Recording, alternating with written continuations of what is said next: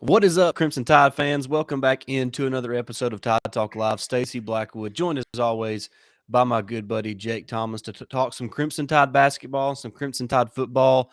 It's an exciting time of year, bowl season, early signing day, and hoop season's underway, Jake. So there's a lot to be excited about, especially if you're an Alabama fan, because there's a lot of good news rolling in and out. First of all, Jake, how you doing tonight? Good to talk to you. Cannot wait to dive into the conversation. Absolutely, man. I'm excited to be here. I may sound two or three octaves lower than what I normally am. I'm dealing with a sinus issue. I think everybody is this time of year, but other than that, man, I'm doing great. How y'all doing?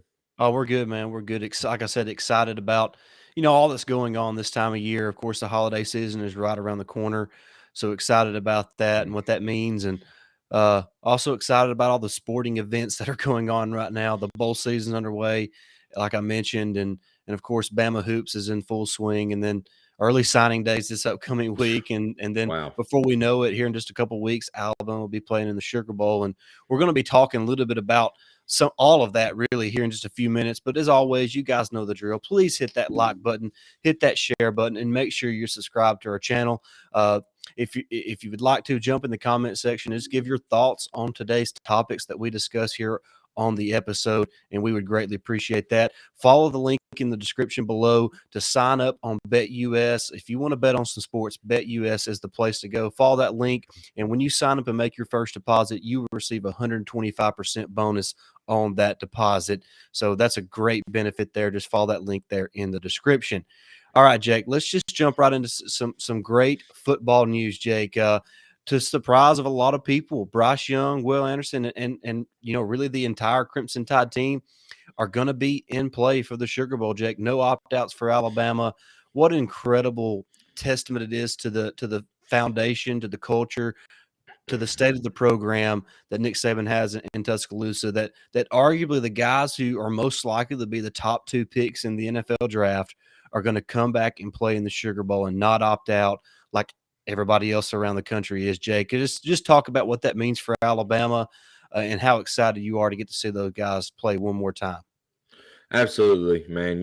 Just a few weeks ago when the Iron Bowl ended in our review show, we was talking about that we knew that was going to be the last time we saw Bryce and Will and all the guys, a lot of the guys, and Bryant Denny. We wasn't sure about them opting out. Really hadn't really heard anything about it, and then practice this week. It come out that everybody is pretty much, like you said, locked in, like you said, that goes towards a culture that Saban has built. We have talked about it. 15, 20 years ago, you never heard about anybody opting out of any kind of game. It don't matter if you're playing, if you're 6-6 playing in the bowl game, or you're playing, for the BCS title back then, now for, the college football playoff. You hardly ever heard anybody opting out. But Alabama, I'm not trying to be a homer here, but it's different. And you see that because Alabama loves, it's a family. And it's a family mentality. They're brothers. Saban has built that culture down there to where you play until to the whistle blows, and whether it's your first game ever or your last game ever. And that's just to have Bryce and Will, to see them one more time, it's gonna be amazing. Yeah, I mean, I'm so excited that I root for a team and I follow a team, Jake, that doesn't do what everybody else does. That it kind of goes to the beat of its own drum, and Yep. and Nick Saban made the point in his press conference following Friday's practice that the best way for a player to create value for themselves is to play the game. Right. And I think a lot of people kind of missed that. And Jake, I'm watching the Florida game yesterday, the bowl game, and they looked atrocious on Hmm. offense against Oregon State. And look, I'll admit I kind of talk out both sides of my mouth when I talk about opt outs because I understand the guys that I mean, it would be arrogant and naive of me to and really dishonest if I didn't understand why guys opt out. But Right. Jake, if you can't watch that game yesterday, the Florida game, and see that, I mean, there's no other way around it. Anthony Richardson quit on his teammates, Jake. Right. Hmm. That was a totally different Florida offense without Anthony Richardson. Right. Yeah. And I hate to see it for the guys that played, because they were not playing up to their capabilities because they were missing their star player. And look, does Anthony Richardson have the right to do that? Of course he does. Do I Right. understand it? Yeah, I understand it. But it's also fair to point out that Jake, he quit on his teammates and he put those guys in a bad spot in the bowl game, and it embarrassed the program. Yeah, absolutely. I mean, Jack Miller made his first collegiate start.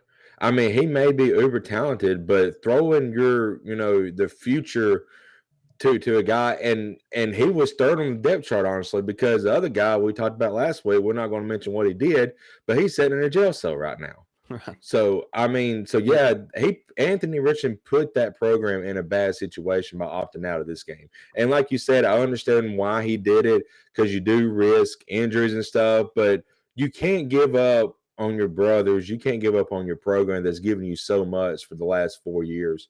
You know.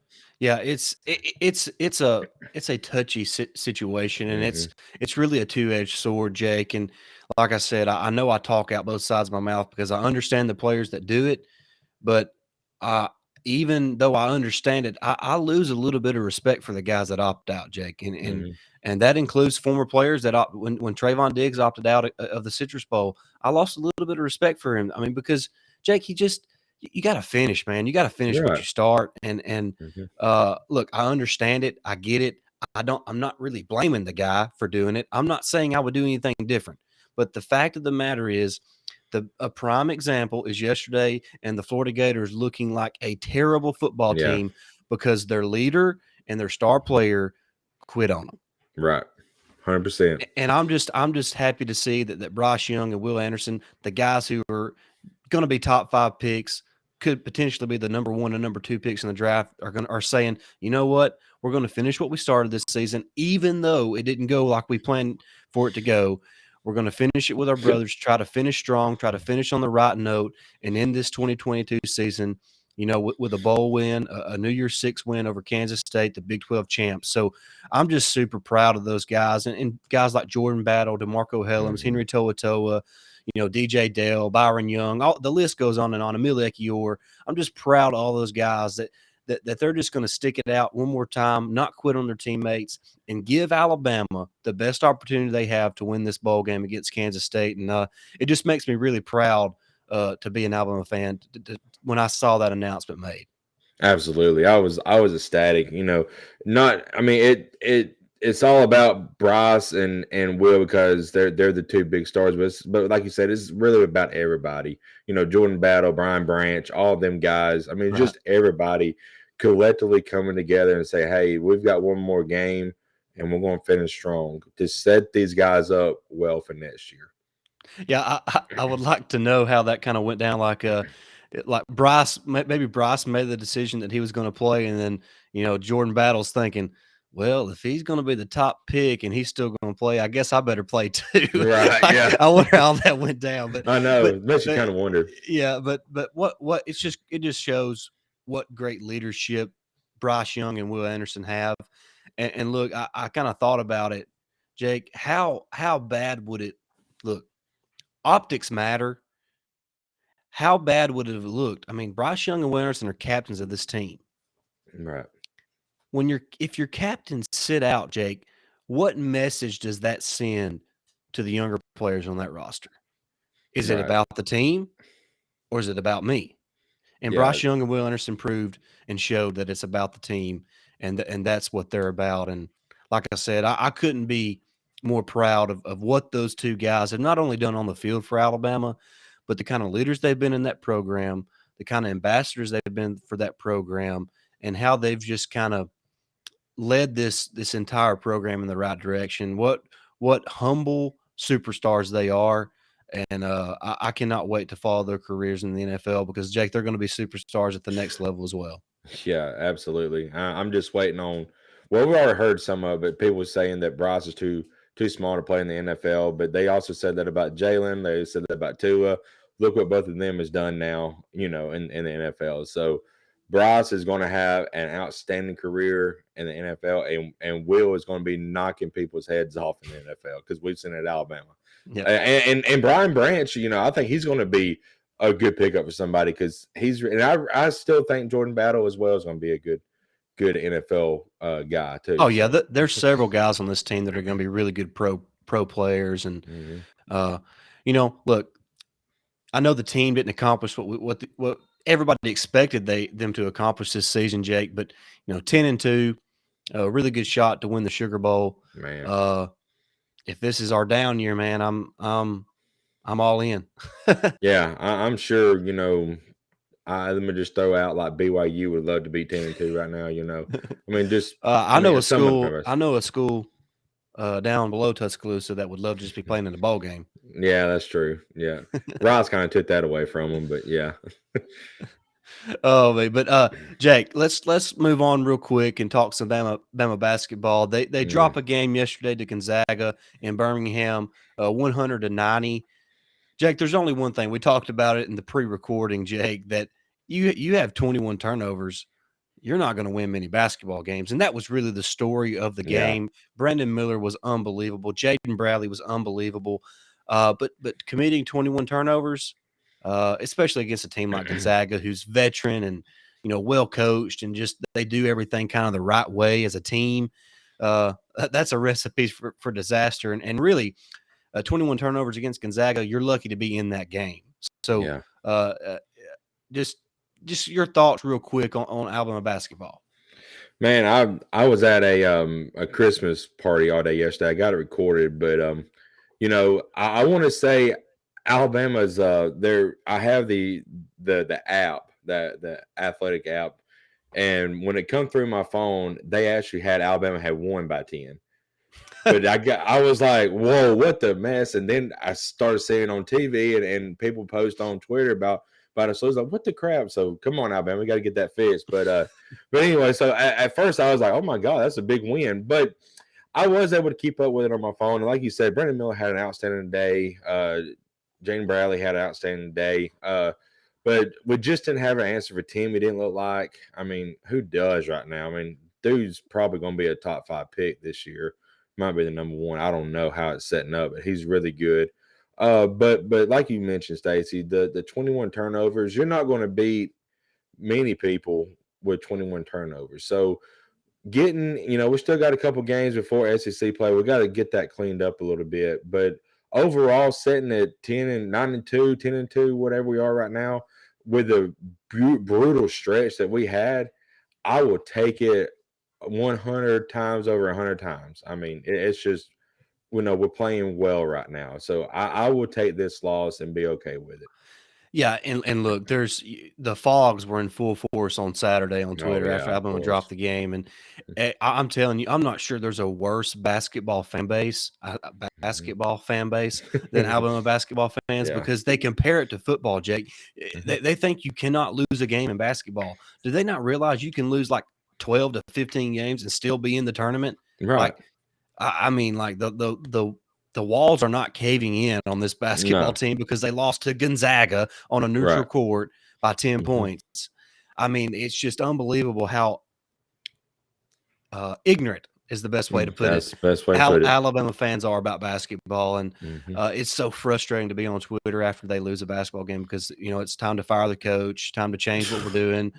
I mean, good grief, it's ridiculous. But Jake, like I said, 21 turnovers. You're not going to beat a good team with 21 turnovers. And if this Alabama team wants to reach their full potential, which I believe is a trip to the Final Four this season, then they have to start cutting out the turnovers, Jake. And when you play as many freshmen as Alabama does and as fast paced as they play, there's going to be some turnovers. Right. But you have to keep it under, I think, 14 or 15 to beat the really, really good teams, Jake. So, Brandon Miller filled the bucket up, 36 points for the freshman. Jaden Bradley, I think he had 15, maybe 18, something like that.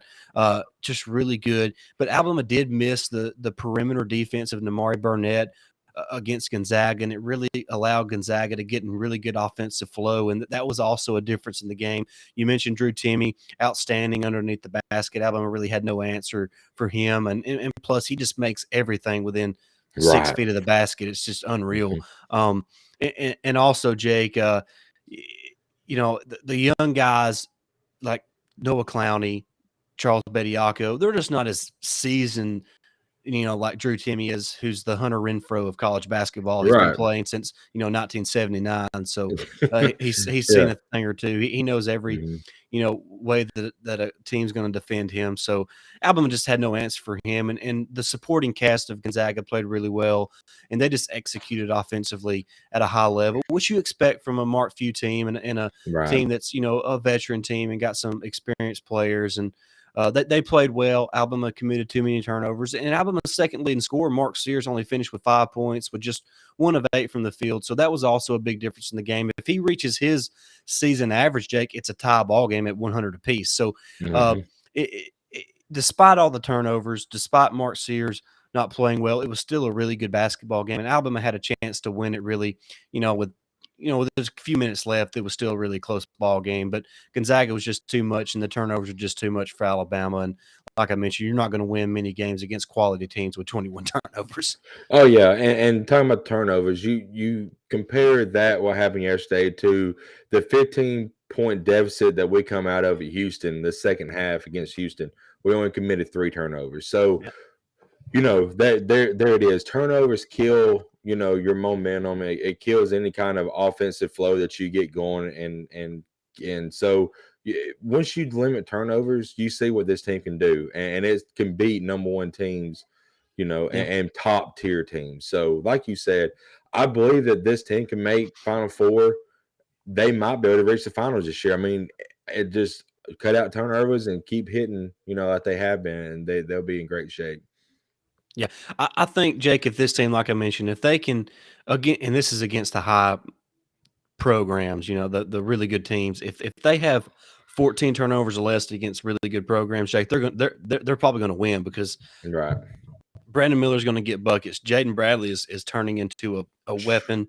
Wow. Noah Clowney's a weapon. Mhm. When they get Namari Burnett, that's another weapon. Mark Sears is phenomenal. I know he had an off day against Gonzaga, but just this team's so talented, so deep. Mhm. Dominant When Welch hadn't even when played yet. yeah, when Don Welch comes back, that's Mhm. just another weapon, another Mhm. veteran presence for this Alabama team. Yep. That'll be really important come March. So the sky's still the limit for Alabama. So Fogs, the walls are not caving in. The season's not over. Nate Oates does not need to be fired.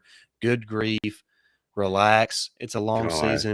One more game left in non-conference play against Jackson State on Tuesday night. Alabama should take care of business there Mhm. before traveling to the hump against Mississippi State on Saturday. So looking forward to covering the Hoops team the rest of the way. But that's Mhm. going to wrap up this episode. We're going to be here later this week and throughout the week to talk about the early signing day. A lot to talk about there. Excited about that. There's a lot of Mhm. really good prospects on the table for Alabama, which currently sits with the number 1 class in the country. So there's going to be a lot to dissect and to look at over the next week or so there. But Jake, I don't have anything else to add. If you don't, just excited about what's happening right now. A lot to look forward to in the next couple weeks. Absolutely, man. Like you said, early signing day and the bowl game. So I'm excited, and let's we're gonna keep at it and let's do it, brother. Yep, no doubt. All right, guys, that's going to wrap that up. Like I said, like, share, and subscribe today. Make sure you jump in the comments and let us know your thoughts on today's topics. And also jump in the description below and follow that link and sign up on BetUS. And when you make that deposit, you will receive 125% bonus on that deposit. All right, guys, thank you so much for watching. And until next time, roll tide.